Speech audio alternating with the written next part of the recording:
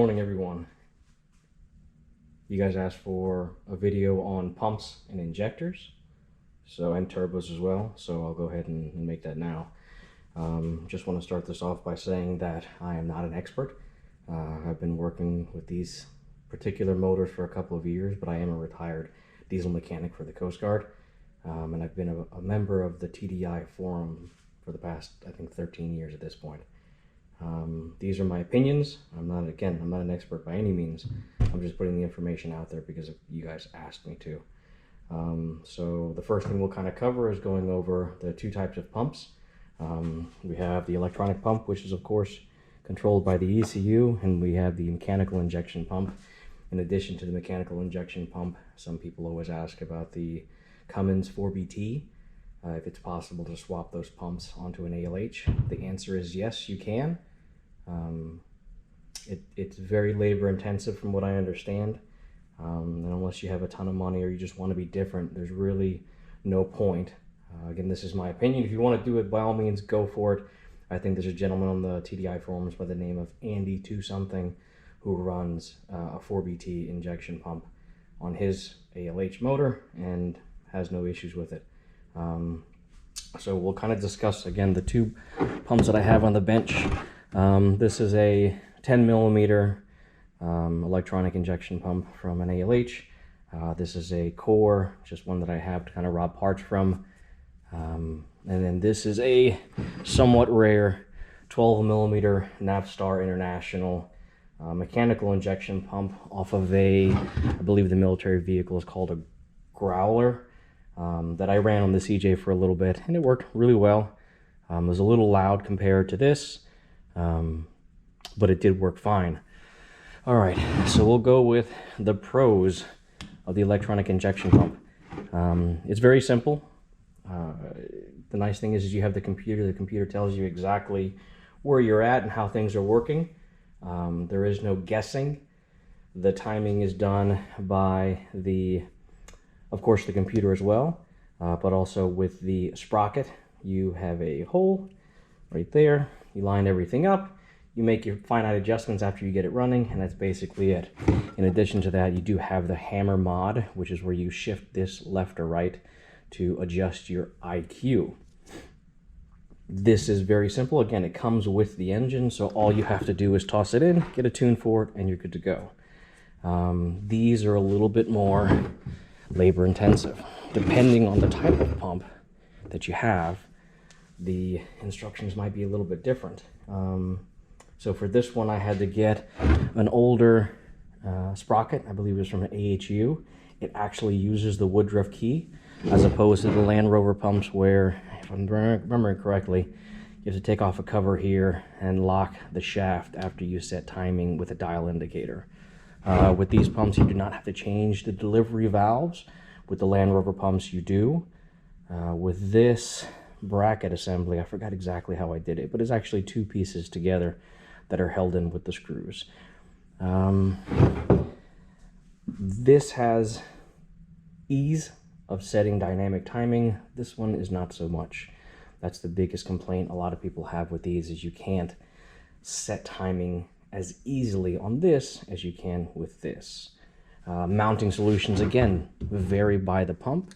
Because this actually uses a Woodruff key, there are eccentric holes in the body where you would take a carriage bolt, you can see that, weld it up, grind it down, stick it in, and by actually adjusting the pump body itself, you would set timing. In addition to that, you need some other tools. One of them being a dial indicator. This is the main one. Again, each pump is different, but you're going to have to take out this center plug. You screw this in, you rotate the shaft in one direction, set 0, bring it back to whatever the setting is for the pump. With this pump, they say 1.35 to 1.40 millimeters is good. I actually ran more than that, and that may have been the cause of the noises, the louder noises that I was experiencing with this pump. In addition to that, you need a pulse injector pickup. I have two of them. I bought the first one, thought it wasn't working. Bought the second one. They're not cheap. Bought the second one, realized that that one wasn't working either. So it's more than likely, and I spoke with the person who rebuilt my 11mm injection pump for my spare motor for the XJ build, and he also informed me that they are very, very sensitive. He could never really get one to work either. So I just don't think that those are worth the money that you're spending into it. If you know someone that has one, then by all means give it a shot. If you're near me in North Carolina, come on by and we'll see if we can get it to work on yours. But I tried everything I could think of. You're supposed to connect a little piezo pickup as close as you can to the injection pump next to the delivery valve number 1. I did that. I still got weird interference. There's the clamps that hold the two lines together. I took those off and I could never ever get it to work right. So I don't recommend those. I just don't think that they work as well as you would hope. Besides that, again, these are stupid simple. You know, you have one wire that feeds the fuel solenoid. You have to mechanically connect to this, and that's it. You know, boost reference for what some people call the AFC. You have your idle adjustment right here, and then your fuel screw, which with these pumps can be very, very, very dangerous. 12-meter pumps have a tendency to want to lock inside the pump housing, so you would need decent injectors. I think these came with 216s in the military vehicle. I was running 280s, so the chance of me having an issue was less likely. Besides that, again, you know, they have the case relief valves. They have the inlet and the outlet in the same places. They both work. Speaking on these case relief valves, there's the Keystone mod that's out there. This casing here is actually damaged because I tried to use one and ended up piercing a piece of metal in there. So I would refrain from using the Keystone mod. I would just get your pump rebuilt by a reputable person, and then I kind of go from there. I think that's the basics covered on injection pumps. Let's see how this works. Okay. So again, I was running the mechanical injection pump in this engine before. Now I went back to electronic. I seem to prefer it a little bit more. For simplicity, you can't beat the mechanical injection pump, but for drivability, for ease of tuning, if you have a very good tuner, I've run every tuner, I believe. Malone, Kerma, Jeff Stevenson, don't go with that guy. MR tuning, and I prefer Techmetronics. I think Techmetronics, the young man, I've actually met him in person, is very, very intelligent, and the things he can do with these engines is very, very, very, very good. So he always gets my recommendations. But that, again, for the most part, is it on injection pumps. So we will go on to injectors and then to turbos.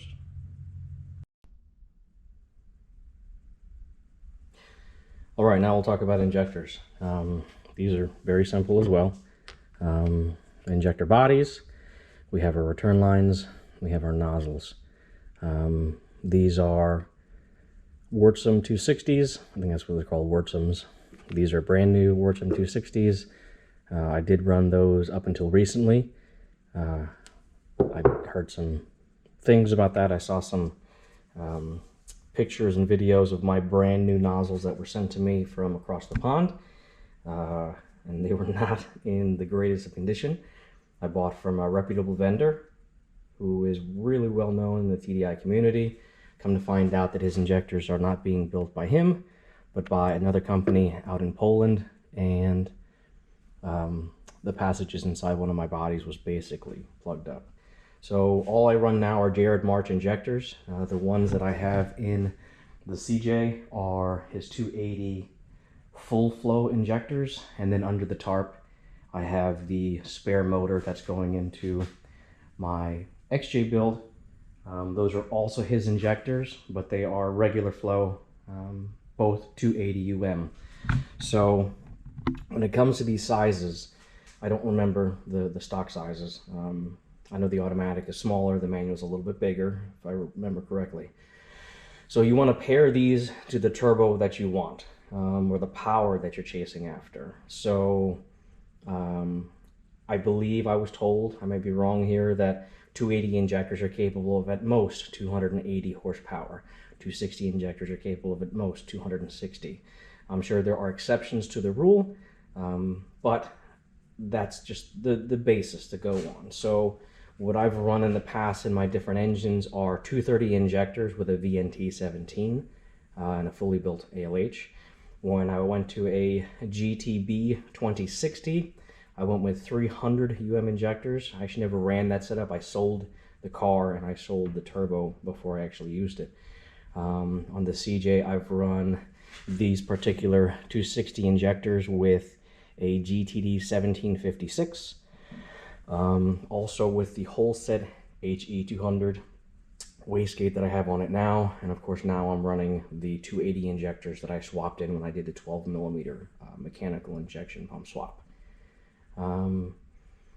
Go with a reputable vendor, go with a decent set of nozzles. I know there are people out there that run Amazon or AliExpress nozzles without issue, and I'm not saying that it's good or that it's bad, but you want, in my opinion, you want something that's reputable, something that is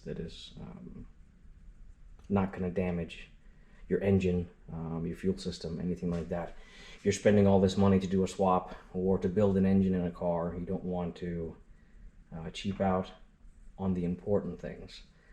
Brakes being a great example. You know, if you're increasing speed in a vehicle or power, you want to be able to brake just as efficiently, if not more efficiently, than you were brand new. So again, very, very simple. This is the number 3 This is the number 3 injector with the needle lift sensor. This is what communicates to the ECU the data it needs to increase or decrease the amount of fuel going into the injectors. So I think that's kind of it for injectors. Again, you know, choose a power goal, choose how fast you want it to hit, and then that'll kind of be best. For example, with the VNT 17 and 230 injectors and the really crappy Stevenson tune I had at the time, it would overboost to 35 psi, which was the max of the gauge at the time. And roll coal, and you know, if you're younger than you want to do that, that's on you. I'm, you know, older. I don't really care about that anymore. With these injectors and my GTD 1756 and the Tech Mechatronics tune, I would hit 30 psi no later than 1950 to 2000 RPMs, and that's me flooring it from 1500. The CJ was fast. To me, it was a little too fast for what I wanted it to be. Hence the reason why I switched to the mechanical injection pump in the first place. So again, I think that's about it for injectors. We'll talk briefly about turbos. I only have one turbo here in the garage, but we'll talk about that, and I think it'll be kind of it. All right, so now we'll kind of talk about turbos very briefly. As far as I know, there are only 2 types of turbos that are normally done with these swaps. One being a VNT VGT, which is variable nozzle technology or variable geometry turbo, and what I have here, which is an older generation wastegate operated turbo. So the VNT VGT uses vanes that are actuated by vacuum through what's called an N75 valve. So this goes to the ECU, and the ECU tells it to increase or decrease vacuum, which opens or closes the valves in the turbo, which increases or decreases boost. When you go into limp mode, what happens is the N75 valve defaults to no vacuum, which means the vanes are in the all the way open position, and you will not build boost. I made the mistake once of not hooking up one of my vacuum lines to the actuator with the GTD, and even then, because of the efficiency of that turbo, I was still able to build about 20 pounds of boost. Again, the nice thing with the VGTs, VNTs is the factory ALH rods are made of spaghetti. Probably the best way to say it. So if you put too much boost down low, you are going to bend your rods. If you push too much EGT, coolant, oil temperature, and then too much boost, you're going to bend your rods. So this engine has been built. It does have rods, all the bearings, butt rods, rings. The head was redone. Everything is brand new in this thing. With the wastegated turbos, so let's go back to the VNTs. With the factory ALH, you can run bigger turbos, you can run bigger injectors, you can run whatever you want. I know someone personally, his name is Kyle. He's also on YouTube. He's a pretty good YouTuber when it comes to TDI swaps. He's got three done, he's got 3 done, and he's on his 4th one now. He was running 38 pounds of boost on a factory internal ALH. It did not end well for him. The engine is still running, but he believes he has a few bent rods. It speaks it's testament to these motors. These motors are absolutely stout. Unless you do something stupid or you have a failed injector where you fill up the cylinder with fuel, they will just keep going and going and going and going. So anyways, back to turbos. So with the VNT and VGT setups and a very good tune, also known as a rod saver tune, you minimize the amount of torque you can build low down. And as a result, you can save the engine from a catastrophic failure.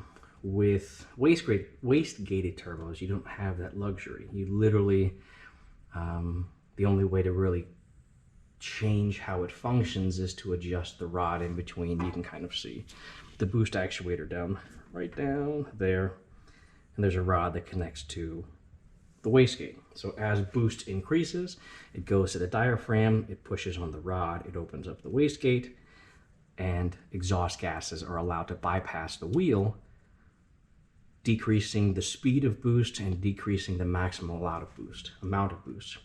Now, if I wanted to, I can adjust this, and I think these things, the holes at HE200s are capable of mid-30s when it comes to efficiency of boost. I haven't adjusted this one at all. This came from Joe at Doomsday Diesel. It made 28 pounds of boost with the mechanical injection pump, and it makes about the same now with my updated tune. To me, it is a phenomenal little turbo for something like this. If you start getting into the bigger vehicles, I would say that it might be pushing the limits of it, hence the reason why you see all the wires everywhere. I have gauges upon gauges upon gauges to be able to see everything that's working the way it should be. So again, just to kind of summarize, you have the two. You have the waist gated and you have the VNT VGT. Choose a power goal, choose how fast you want power to come on, efficiency, and that's kind of it. So yeah, this is me. Hope this video is helpful. I've tried to cover as much as I think you might want to know. But if you do have questions on something that I didn't cover, I'll answer to the best of my knowledge. And if I don't know, I'll see if I can look it up and help you find the answer. I do plan to do another video on wiring because that seems to be one of the biggest hurdles a lot of people run into. I myself am not great when it comes to wiring. I'm a retired diesel mechanic. But when I got the invoice of $1,000 to do a strip of my wiring harness, I took it upon myself to learn, and I've helped a ton of people when it comes to the slow backward harnesses that don't seem to work out the box, the bench tested harnesses.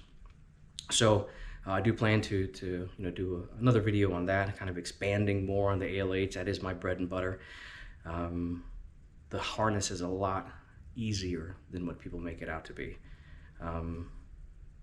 But again, if I didn't answer all your questions or you have further questions, just drop a comment below, and stay tuned for the wiring video. Oh, and in closing, another thing that's very important, stick with reputable vendors. I said Jared March. I think I said Jared March for my injectors. He built all my injectors. The gentleman is very, very intelligent. He's well known in the Cummins world. For my tunes, I go with Tech Metronics. I have a bunch of tunes that I've tried in the past, and I personally like his the most. Stay away from staged tunes. Choose a horsepower goal and a torque goal. For example, the GTD 1756 is 250 horsepower, 400 pound-feet of torque. If I pay X amount of dollars for the turbo and the injector, I don't want to be in steps when it comes to my tune. I want you to use my hardware, and you as a tuner do the most that you can to effectively use my hardware to obtain my power goals. So build your swaps exactly how you want them to be. If you're going to make a ton of power, get a clutch that'll hold a ton of power and torque. So hence the reason why this thing has a center force stage 2. This thing is going to have an AW4, which is actually stronger than the EX15. When it comes to injection pumps, for mechanical injection pumps, they're becoming more and more difficult to find. The Land Rover pumps are kind of the only ones you can find nowadays for the most part. There's a gentleman up in Canada by the name of Giles. He makes some phenomenal mechanical injection pumps. The person that I go with to rebuild like my electronic pump is Verlin Martin. He's out of Pennsylvania. He did a phenomenal job with this pump that was, I purchased secondhand, and someone used veg oil in it. I sat and met with him when I was in PA last, and he kind of explained to me the problems that he found inside the pump. Luckily, the case didn't explode because he said that was a possibility with some of the things that he found. But yeah, stick with reputable vendors. Don't go with stage tunes. Choose a power goal. If you want to drop a comment below and ask questions, what you should expect or what my recommendation is based on the swap that you're doing, just ask me the questions, and again, I'll do the very best that I can to answer your questions. I think that's about it. Have a great day.